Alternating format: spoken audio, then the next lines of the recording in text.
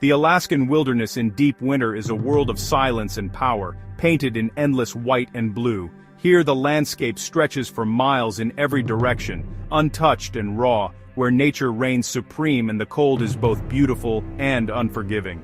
The cold is sharp, every breath crystallizing in the air. Mountains loom like ancient sentinels, their peaks lost in clouds, and snow-laden trees bow under the weight. The air is so crisp it almost stings, and every sound is muffled by the thick blanket of snow. This is not a place you visit lightly. It demands respect and total focus. The sun barely rises, casting long shadows in a surreal glow that transforms the snowfields into a dreamscape. Time seems to slow down, and the world feels suspended between day and night. The silence is profound, broken only by wind or distant cracking ice. Here, isolation is absolute. No roads, no trails, just you and the vast expanse. The wilderness feels endless, and the sense of solitude is both humbling and exhilarating. My goal, 48 hours alone, relying on skill and wits to survive. I would ice fish for sustenance, but this journey was about more than food.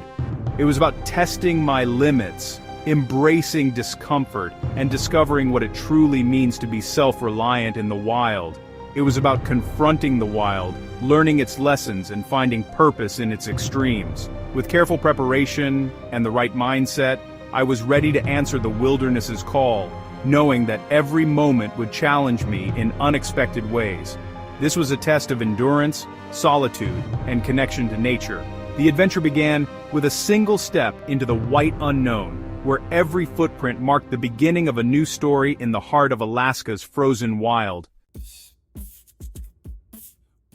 Survival in -40 starts with meticulous preparation. Layered clothing is essential, moisture-wicking base, insulating mid-layer, and a windproof shell.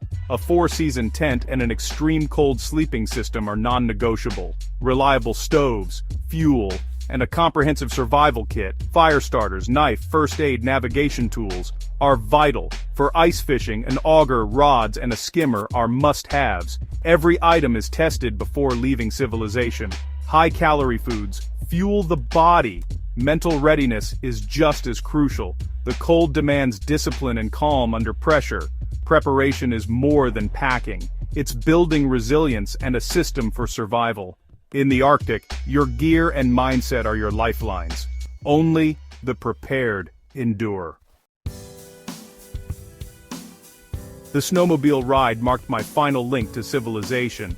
As the engine faded, silence and isolation took over. I scouted for a sheltered lake, safe from wind, with thick ice for camp. Setting up camp is a race against the cold. Every move must be efficient.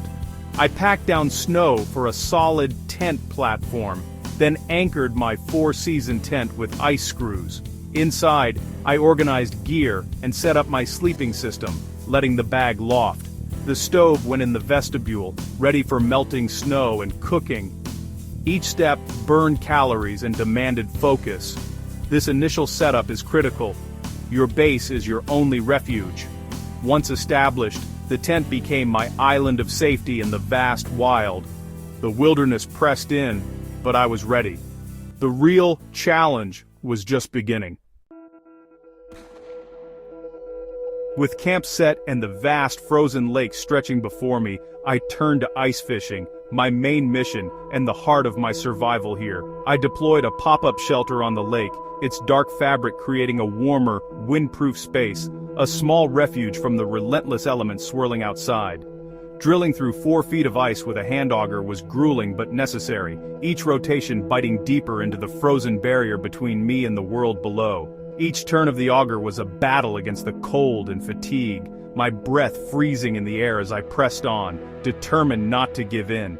Breaking through to the water below was a small triumph, a moment of victory that felt monumental in this harsh, silent wilderness.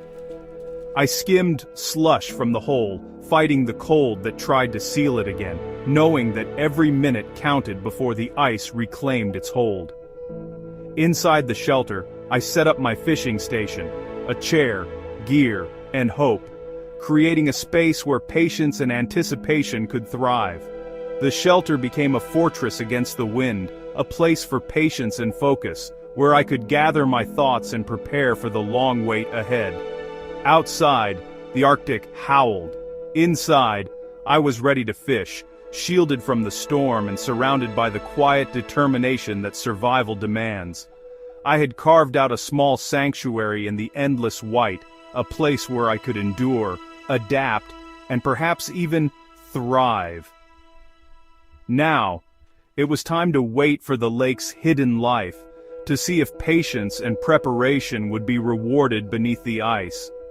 Survival here meant adapting, improvising, and enduring, finding comfort in small victories and learning to call this frozen expanse home, if only for a while. In -40, survival hinges on warmth, water, and vigilance. Staying warm is active, monitoring for cold spots, adjusting layers, never letting sweat freeze. At night, my sleeping bag and pad were my lifeline. Water is scarce despite the snow. Melting it is slow and fuel-intensive. Dehydration is a real risk, so I melted snow daily and stored water in insulated bottles. Every task required planning. One mistake could be dangerous. Vigilance meant constant gear checks, weather awareness, and energy management. Each hour was a victory against the cold. Life became a rhythm. Maintain warmth, make water, stay alert. There's no room for complacency. Discipline is survival. Small comforts, a hot drink, a working stove, became precious. In the Arctic, survival is about relentless attention to the basics. Humility and respect for nature are your greatest tools. Solitude in the Alaskan wild is profound, but never truly empty. Even in the deepest silence, you sense a presence all around you, woven into the very fabric of the landscape. The silence reveals subtle sounds, the wind, shifting ice, your own footsteps. Each noise is magnified, echoing through the stillness, reminding you that life persists even in the quietest moments. Routine tasks, melting snow, checking gear, anchor your mind and stave off loneliness. These small rituals become lifelines, grounding you in the present and giving purpose to each day. Wildlife is rare but meaningful. A snowshoe hare, fox tracks, signs of resilient life. Each encounter is a reminder of the wild's quiet tenacity and the delicate balance that sustains it. These encounters remind you you're not alone, just a visitor in a world of survivors. The animals here are your silent neighbors, sharing the same cold, the same struggle.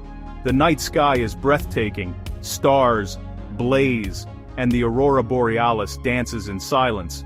The universe feels close, its mysteries unfolding above the frozen earth. Watching the northern lights alone is a spiritual experience, connecting you to something vast. In that moment, you feel both small and infinite, part of a story much larger than yourself. The wild strips away distractions, leaving only the essentials. Here, you learn what truly matters, and what you can live without.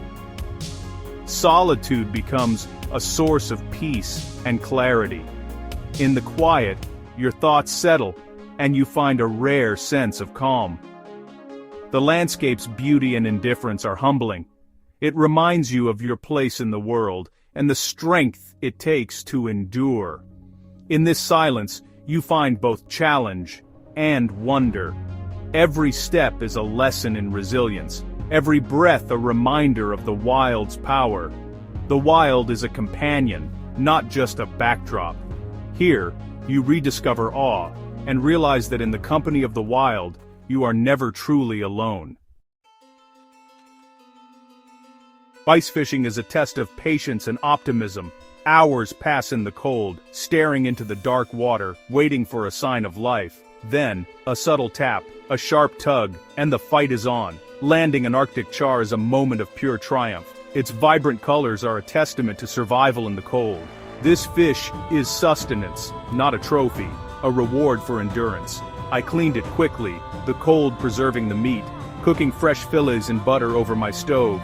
The aroma filled my shelter. The taste was rich and satisfying, fueling body and spirit. Eating what you catch is a primal connection to the land. Each meal is a victory, a reminder of self-reliance. In the Arctic, food is earned, not given. This was survival at its most elemental. As my 48 hours ended, I reflected on the experience. Survival here strips life to its essentials: warmth, water, food. The constant demands sharpen your focus and presence. Each small victory builds confidence and self-reliance. The wilderness teaches you your limits, and how to push past them. Solitude, once daunting, becomes peaceful and introspective. Without distractions, your mind quiets, and you reconnect with yourself. The rewards are not material, but found in beauty, self-sufficiency, and clarity. The aurora, a hard-won meal, the warmth after cold, all become profound. Happiness is found in simplicity. The wild reminds you of your place in nature. You return changed, with a deeper respect for the world. Leaving the wilderness is bittersweet. Packing up erases your presence, but the experience lingers. The journey back feels different. You see the land with new eyes. The silence returns, your tracks soon covered by snow. You return not just as a visitor, but as a survivor, with new knowledge. The Arctic's beauty and danger demand respect and humility. These journeys aren't about conquering nature, but coexisting with it. The risks are real, but so are the rewards: resilience, self-discovery, connection. The solo adventurer is driven by curiosity and the urge to push boundaries. These experiences teach self-reliance and reveal the planet's beauty. Part of you always remains in the wild, under the northern lights. The wilderness calls, and I know I'll answer again. The spirit of adventure endures.